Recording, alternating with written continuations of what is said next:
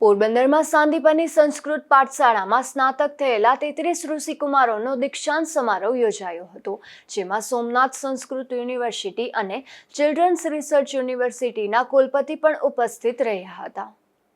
પોરબંદરમાં આવેલ શૈક્ષણિક સંસ્થા શ્રી સાંદીપની વિદ્યાનિકેતનના સભાગૃહમાં પૂજ્યભાઈ શ્રી રમેશભાઈ ઓઝાના સાનિધ્યમાં તથા શ્રી સોમનાથ સંસ્કૃત યુનિવર્સિટીના કુલપતિ સુકાંત સેનાપતિ, ચિલ્ડ્રન્સ રિસર્ચ યુનિવર્સિટી ગાંધીનગરના કુલપતિ ટી.એસ. જોશી અને સર્વ અધ્યાપકોની ઉપસ્થિતિમાં સંસ્કૃત પાઠશાળા શ્રી બાબડેશ્વર સંસ્કૃત મહાવિદ્યાલયના વર્ષ 2025માં સ્નાતક થયેલા 33 જેટલા ઋષિકુમારોનો દીક્ષાંત સમારોહ યોજાયો હતો. દીક્ષાંત સમારોહનો પ્રારંભ પૂજ્યભાઈ શ્રી અને પાઠશાળાના ગુરુજનો દ્વારા મંગલદીપ પ્રાગટ્ય અને ઋષિકુમારો દ્વારા સરસ્વતી વંદનાથી થયો હતો.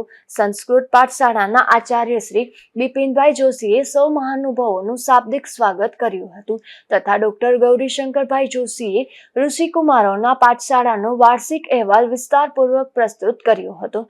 શ્રી બાબડેશ્વર સંસ્કૃત મહાવિદ્યાલયમાં સતત 7 વર્ષ સુધી રહીને વેદાંગ, વ્યાકરણ અને સંસ્કૃત સાહિત્યનો અભ્યાસ પૂર્ણ કરીને વર્ષ 2025માં સ્નાતક થયેલ 33 જેટલા ઋષિકુમારોને તૈત્તિરીયોપનિષદના 11મા અનુવાદકના દીક્ષાંત મંત્રો દ્વારા પૂજ્યભાઈ શ્રીએ દીક્ષાંત ઉપદેશ આપ્યો હતો અને ઋષિકુમારોએ પણ સાંદીપની સંસ્થા પ્રત્યે પોતાની પ્રતિજ્ઞા લીધી હતી. ત્યારબાદ સૌ ઋષિકુમારોએ પૂજ્યભાઈ શ્રીના કરકમળો દ્વારા આશીર્વાદ પત્ર આપવામાં આવ્યા હતા.